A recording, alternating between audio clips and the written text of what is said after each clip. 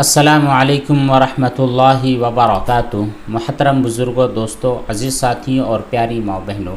اللہ تعالیٰ کی ذات سے قوی امید ہے کہ انشاءاللہ آپ تمام حضرات بخیر و عافیت ہوں گے۔ ہم اپنے سوالات اور ان کے جوابات کا سلسلہ شروع کرتے ہوئے سب سے پہلا کمنٹ پیش کرتے ہیں، جس میں ایک صاحب نے کہا ہے، مفتی صاحب السلام علیکم، میں کافی پریشان ہوں، پلیز آپ سے بات ہو سکتی ہے؟ مجھ کو اپنا موبائل نمبر دیجیے۔ یہ جو کمنٹ ہے، اسی طرح کے سیم کمنٹ ہمارے بہت سارے دوستوں کی جانب سے آتے ہیں، جن کی خواہش ہوتی ہے کہ بات کی جائے اور اپنے جو پرسنل مسائل ہے ان کے بارے میں ڈسکس کیا جائے۔ تو یاد رکھیں کہ دراصل ہمارے پاس اتنا وقت ہوتا نہیں ہے کہ ہر ایک کو نمبر دے اور ان سے کنٹینیو بات کرتے رہیں، کیونکہ ہمارے ساتھ بہت سارے مشاغل لگے ہیں، جن میں سب سے پہلے تو مدرسے کی تعلیم ہے۔ الحمدللہ مدارس شروع ہو چکے ہیں اور یہاں پر درجہ ہفتم عالمیت کی مکمل پڑھائی ہوتی ہے، جس کی تعلیم کا انتظام بھی کرنا ہے۔ اسی کے ساتھ میں ہماری کھیتیاں باغات ہیں، ان کا انتظام بھی سنبھالنا ہے، بزنس کرنا ہے، تو بہت سارے کام ہیں۔ ان کے اندر رہتے ہوئے واپس مسائل کے بارے میں آپ لوگوں سے پرسنل طور پر بات کی جائے تو اتنا وقت بھی ہوتا نہیں ہے۔ نمبر ہم نے کافی لوگوں کو دیا تھا، لیکن وہ کثرت سے فون کرتے ہیں، اس لیے وہ نمبر بھی بند کرنا پڑا۔ لیکن پھر بھی انشاءاللہ ہم کوشش کریں گے کہ کوئی مخصوص نمبر طے کیا جائے اور کوئی مخصوص وقت دیا جائے۔ انشاءاللہ اتنے وقت میں جو لوگ بات کرنے کے خواہش مند ہیں ان سے بات بھی ہو سکتی ہے۔ جلد ہی انشاءاللہ ایک نمبر کا انتظام کیا جائے گا اور ہم کبھی کبھی بات کر سکتے ہیں۔ اگلا سوال ایک صاحب نے کیا ہے، کہتے ہیں جمعہ کے دن مسجد میں بیان ہو رہا ہو تو کیا اکیلے سنت ادا کر سکتے ہیں؟ اس پر گناہ تو نہیں ہوگا؟ جمعہ کے دن جو بیان چلتا ہے، اردو میں جو بیان ہوتا ہے، جو خطبہ نہیں ہوتا، ایسے بیان کے دوران آپ جو سنت نمازیں ہیں وہ سنت نماز ادا کر سکتے ہیں، کوئی گناہ والی بات نہیں ہے۔ لیکن یہاں پر آپ یہ بھی یاد رکھیں کہ عام طور پر ہماری علماء کرام سے جو ملاقات ہوتی ہے یہ جمعہ کے دن ہوتی ہے۔ بہت سارے دینی اور مخصوص مسائل کے سلسلے میں علماء کرام مسجد کے ممبر اور محراب سے بیان کرتے ہیں، بات کرتے ہیں۔ ان کے بیان میں شریک ہونا اور ان باتوں کو سننا بھی ہمارے لیے ضروری ہوتا ہے تاکہ مسائل سے آگاہی ہو۔ اس لیے آپ کوشش کریں کہ جمعہ کے روز بیان شروع ہونے کے پہلے ہی مسجد میں پہنچ جائے تاکہ اطمینان سے سنت بھی ادا کرے اور بعد میں امام صاحب کا جو بیان ہے، اردو میں جو بیان ہوتا ہے وہ بیان بھی سنیں اور بعد میں خطبہ بھی آپ کو آسانی اور سہولت کے ساتھ میسر آ جائے۔ لیکن کبھی دیر ہو گئی، بیان چل رہا ہے، تو اس دوران آپ سنت ضرور ادا کریں، سنت چھوڑ نہیں سکتے۔ اگلا سوال کیا ہے حنزلہ صاحب نے، کہتے ہیں السلام علیکم مفتی صاحب، میرا ایک سوال ہے کہ اگر پورا بدن ناپاک ہو جائے تو غسل کیسے کریں؟ غسل کرتے وقت بالٹی میں ہاتھ ڈالنے سے پورا پانی ناپاک ہو جائے گا اور بدن پر پانی ڈالتے وقت جو چھینٹے بالٹی میں چلے جاتے ہیں ان کی وجہ سے بالٹی کا پانی ناپاک ہو جائے گا، تو غسل کیسے کریں؟ پلیز اس کا جواب دیں۔ دیکھیے اس کا جواب بالکل سمپل ہے۔ حدیث مبارکہ کا اگر آپ مطالعہ کرو گے اور اس کے پہلے بھی ہم نے غسل کرنے کا جو طریقہ بتلایا ہے اس طریقے کو آپ فالو کریں تو انشاءاللہ اس قسم کا جو ٹینشن ہے وہ ٹینشن پیدا ہی نہیں ہوگا۔ مان لیجیے آپ کی پوری باڈی پر نجاست ہے، ناپاکی ہے، اسی لیے تو نبی نے ارشاد فرمایا کہ جب بھی تم غسل کرو، غسل کرنے کے پہلے وضو کر لو۔ کون سا وضو؟ جیسا وضو آپ نماز کے لیے کرتے ہیں، جن میں سب سے پہلا مستحب طریقہ یہ ہے کہ آپ اپنے ہاتھوں کو دھو لیں، کیونکہ ہمیں جو پوری باڈی دھونی ہے، پورا بدن جو دھونا ہے، دھونے کا کام ہمارے ہاتھ کریں گے۔ کیا وہ مگا اٹھانا ہو، کیا وہ صابن کا استعمال ہو، کیا برش کا استعمال ہو، ہر چیز کا استعمال ہمارے ہاتھ سے کیا جائے گا۔ اس لیے سب سے پہلا جو ہمارا اصل عضو ہے ہاتھ، یہ ہاتھ کا پاک ہونا ضروری ہے۔ آپ کے پاس کوئی مگا ہوگا، مگے کا ایک کونا، اس کی جو ڈنڈی ہوتی ہے اس ڈنڈی کو آپ پکڑ لیں، بالٹی میں ڈال کر بالکل اطمینان سے سائیڈ میں لے، اپنا جو بایاں والا ہاتھ ہے اس کو دھو لیں، 1 مرتبہ 2 مرتبہ دھو لیں، 3 مرتبہ پانی ڈال لیں، نجاست پوری ختم ہوگی تو آپ کا یہ ہاتھ پاک ہو گیا۔ اب وہ جو ڈنڈی والا حصہ ہے واپس وہی سیدھے ہاتھ سے پکڑ کر باہر لے اور اس میں ہاتھ ڈال کر، چونکہ آپ کا جو سیدھا وہ بایاں ہاتھ تھا یہ پاک ہو چکا ہے، یہ اٹھا کر اس ڈنڈی پر ڈال دے، 1 مرتبہ 2 مرتبہ 3 مرتبہ، پھر وہ جو آپ کا مگا تھا وہ بھی پاک ہو گیا۔ اب بائیں ہاتھ سے پکڑ کر سیدھا ہاتھ بھی صاف کر لیں تو آپ کے دونوں ہاتھ صاف ہو گئے۔ اس کے بعد آپ وضو کر لیں، چہرہ دھو لیں، دونوں ہاتھ دھو لیں، سر کا مسح کر لیں، پیر دھو لیں، اور آپ کی باڈی پر جہاں جہاں نجاست لگی ہے پہلے اس نجاست کو ختم کریں۔ اس نجاست کو ختم کرنے کے لیے ضروری نہیں ہے کہ آپ شاور ہی لیں اور بہت زیادہ پانی بہائیں، بس جہاں جہاں نجاست لگی اتنے جگہ پر پانی اطمینان کے ساتھ بہائیں تاکہ پانی نیچے نکل جائے اور آپ کی جو بالٹی ہے، جو ٹب ہے، یہ پانی گندا اور ناپاک نہ ہو۔ امید ہے کہ یہ تمام باتیں آپ کو اچھی طرح سمجھ میں آ گئی ہوں گی۔ اور اگر خدا نخواستہ کوئی چھینٹا اڑ کر آپ کی بالٹی میں چلا بھی جاتا ہے، اچھی طرح سمجھے چلا بھی جاتا ہے، تو چھینٹا بہت جو کہ نارمل ہوگا، بہت باریک قطرہ ہوگا، اس کی وجہ سے آپ کا وہ جو بالٹی کا پانی ہے وہ ناپاک نہیں ہوگا۔ اگلا سوال التمش جی نے کیا ہے، کہتے ہیں اگر جس پر کہیں پیشاب یا پھر ناپاک چھینٹے لگے ہوئے ہوں اسے کسی چیز سے صاف کر لے تو پاک ہو جائے گی؟ جی نہیں، کپڑے پر، بدن پر اگر نجاست لگی ہے تو آپ ٹیشو سے یا رومال سے یا کسی چیز سے ایسا پوچھ لیتے ہیں تو پوچھنے کی وجہ سے وہ جگہ پاک نہیں ہوتی ہے، اسے آپ کو دھونا ضروری ہوگا۔ ہاں، کسی زمین پر پیشاب وغیرہ لگ گیا ہے، چھت کے اوپر والے حصے پر پیشاب لگ گیا ہے، دیوار کے کسی حصے پر نجاست لگ گئی ہے اور آپ نے اس کو باقاعدہ دھویا نہیں ہے، بنا دھوئی وہ نجاست سوکھ گئی ہے، یا پھر دھونے کے لیے باقاعدہ نظم نہیں تھا، آپ نے کسی کپڑے سے اس قدر پوچھ لیا ہے کہ اب نجاست کا کوئی بھی وہاں پر نام و نشان نہیں ہے، تب وہ چیزیں پاک ہوگی۔ اسی طرح کوئی گلاس ہے،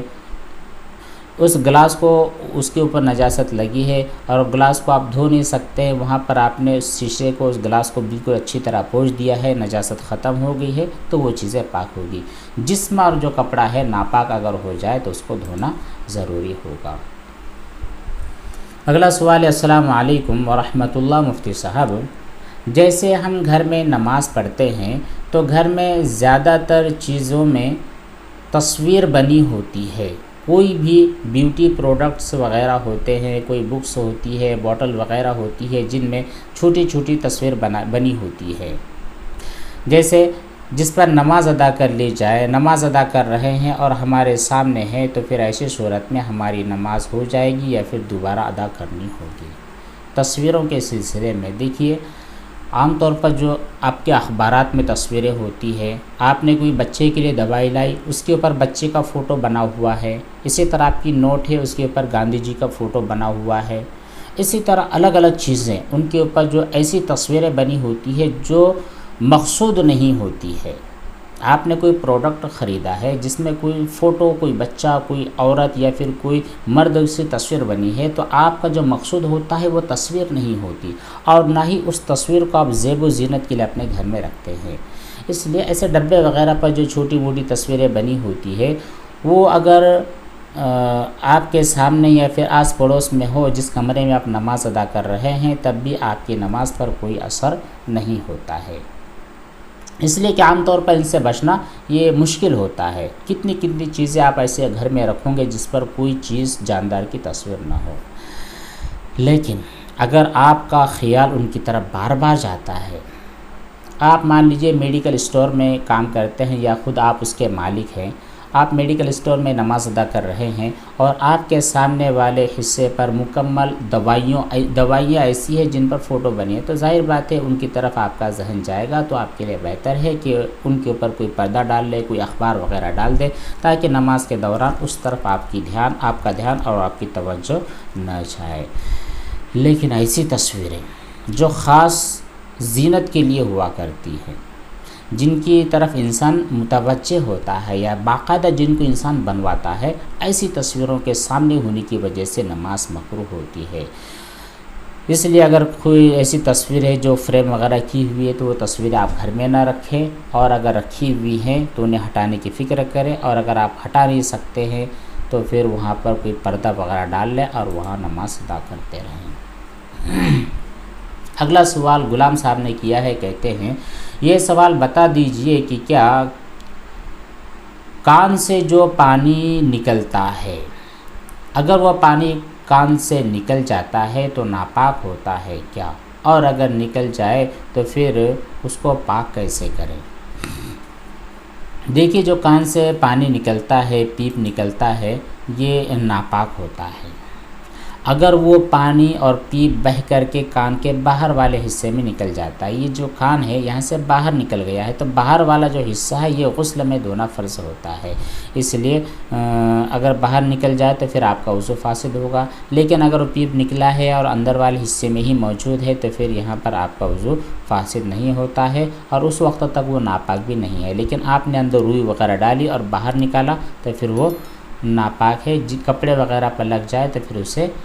صاف کرنا بھی ضروری ہوتا ہے۔ اسی طرح جسم کے کسی حصے پر لگ جاتا ہے اور وہ 1 درہم سے زیادہ ہے تو پھر دھونا واجب ہے، 1 درہم سے کم ہے تو پھر ایسی صورت میں بہتر ہے دھو لینا، لیکن آپ نے دھویا نہیں ہے تو نماز ادا کرنے کی وجہ سے نماز آپ کی صحیح ہو جائے گی۔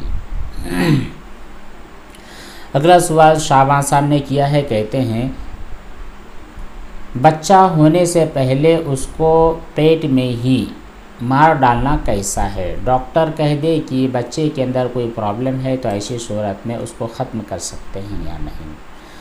جی نہیں، ڈاکٹر نے جو بات کہی ہے کسی مشینری وغیرہ کے ذریعے جو اس نے پیشن گوئی کی ہے کہ بچے کے اندر یہ نقصانات ہے، تو یہ بات ہی تو 100% درست ہوتی نہیں ہے، اس لیے بچے کو رحم مادر میں قتل کرنا کسی صورت میں جائز نہیں ہے۔ اور اگر وہ بچہ بالکل ابھی تک اس کے اندر جان پڑی نہیں ہے، 40 دن سے کم والا حمل ہے، تو پھر ایسی صورت میں اگر یقینی طور پر کوئی بات ایسی ہو جائے جس کی وجہ سے بچہ یا پھر اس کی والدہ کے جان کے لیے کوئی خوف ہے تو پھر ایسی صورت میں کوئی الگ مسئلہ ہو سکتا ہے۔ اگلا سوال ایک صاحب نے کیا ہے، کہتے ہیں حضرت اگر کان کے اندر زخم ہونے کی وجہ سے کان کے اندر پیپ بھر جائے تو کیا اندر اور باہر بھی کان پاک کرنا ہوگا یا پھر 3 بار اس کو اچھی طرح پوچھ دینے سے پاک ہو جائے گا؟ جب تک وہ پیپ کان کے اندر ہے اس وقت تک کوئی ٹینشن والی بات نہیں ہے، لیکن باہر نکل جاتا ہے تو پھر ایسی صورت میں اس کے اندر پانی ڈال کر دھو لے، اور اگر پانی ڈالنا ممکن نہیں ہے تو پھر کوئی روئی وغیرہ لے لے اور اس کو 3 مرتبہ اچھی طرح آپ نے دھو لیا ہے کان کے اندر والے حصے تک، زخم وغیرہ ہونے کی وجہ سے یا تکلیف ہونے کی وجہ سے تب بھی چل جائے گا۔ اگلا سوال ایک صاحب نے کیا ہے، کہتے ہیں اور واش بیسن پر ناپاک چھینٹا پڑ جاتا ہے، پھر اس پر پانی بھی پڑتا رہتا ہے تو اس کی پاکی کا طریقہ کیا ہوگا؟ دیکھیے، واش بیسن اگر ناپاک ہو جائے تو پانی ڈال دیجئے، جب پانی اس ناپاکی اور نجاست والے پانی کو بہا لے جائے تو پھر آپ کا واش بیسن پاک ہو جاتا ہے۔ ناپاک کپڑے دھوتے ہوئے چھینٹے کا وہم ہو جاتا ہے اور پھر سب چیزوں کے ناپاک ہونے کے بارے میں وہم ہوتا ہے۔ یہ جو وہم ہوتا ہے اس وہم کو آپ بالکل لیفٹ نہ کرائیں، وہم کو اپنی جگہ پر رہنے دیں، اس کے بارے میں سوچنا بھی چھوڑ دیں۔ کثرت سے آپ لا حول ولا قوت الا باللہ العلی العظیم کا ورد کرتے رہیں۔ ہاں، جو شرعی اصول ہے ان اصولوں کے مطابق آپ کپڑوں کو 3 مرتبہ دھو لیں، بس کافی ہے۔ اگلا سوال شعبان صاحب نے کیا ہے، کہتے ہیں رسول پاک صلی اللہ علیہ وسلم کی کتنی اولاد ہوئی، ان کے نام کیا تھے؟ آپ صلی اللہ علیہ وسلم کی اولاد کے متعلق راجح قول یہ ہے کہ آپ صلی اللہ علیہ وسلم کے کل 3 صاحبزادے اور 4 صاحبزادیاں۔ صاحبزادوں میں سب سے پہلے ہے قاسم، نمبر 2 پر ہے عبداللہ جن کو طیب اور طاہر بھی کہا جاتا ہے، اور تیسرے ہے ابراہیم رضوان اللہ تعالی علیہ اجمعین، اور لڑکیوں میں ہے نمبر 1 حضرت زینب رضی اللہ عنہ، حضرت رقیہ، حضرت ام کلثوم، حضرت فاطمہ رضی اللہ تعالی عنہن اجمعین۔ اگلا سوال ایک صاحب نے کیا ہے، کہتے ہیں اگر چوہے کپڑے پر بیٹ کر دیتے ہیں تو کیا ناپاک ہو جاتے ہیں، اور کیا چوہے پیشاب بھی کرتے ہیں؟ دیکھیے، جو چوہے کا پیشاب ہوتا ہے اور اس کی جو مینگنی ہوتی ہے یہ نجس ہوتی ہے، لیکن اس سے عام طور پر بچنا بہت زیادہ ناممکن اور مشکل تو ہوتا ہے۔ گھر میں اکثر آپ کے کپڑ میں یا کپڑوں وغیرہ کے اوپر چوہے چلے جاتے ہیں، اس لیے ضرورت اور حاجت کی وجہ سے اگر یہ آپ کے کپڑے پر پیشاب گر جاتا ہے یا پھر اس کی بیٹ وغیرہ گر جاتی ہے تو پھر ناپاک نہیں سمجھا جائے گا. آپ نے اس کے ساتھ نماز ادا کر لی تو پھر آپ کے کپڑے پاک ہی ہوں گے. لیکن اگر آپ کو باقاعدہ نظر آ رہے ہیں کسی جگہ مینگنی ہے اور اس مینگنی کے اثرات بھی ہے، ظاہر بات ہے پانی پڑنے کی وجہ سے یا گیلا ہونے کی وجہ سے کپڑے پر داغ دھبا بن گیا ہے، تو پھر اس کو دھو لینا بہتر ہے. یہ تھے چند سوالات اور ان کے جوابات جو آپ نے کیے ہیں. اس کے علاوہ اور بھی جو کافی سوالات ہیں انشاءاللہ موقع ملتے ہی ان کے جوابات پیش کیے جائیں گے. ایک بات یاد رکھیں کہ آپ جو بھی سوال کریں بالکل مختصر انداز میں اور جو پوائنٹ والی چیز ہے بس اسی کو بیان کریں، بہت زیادہ تفصیل بتلانے کی ضرورت نہیں ہے. جن کے جوابات ابھی تک آئے نہیں ہیں وہ اطمینان رکھیں، موقع ملتے ہی انشاءاللہ آپ کے سوالوں کے جوابات کسی بھی سورس کے ذریعے ضرور دیے جائیں گے، یا تو ویڈیو بنا کر یا پھر کمنٹ کے ذریعے. والسلام علیکم ورحمۃ اللہ وبرکاتہ.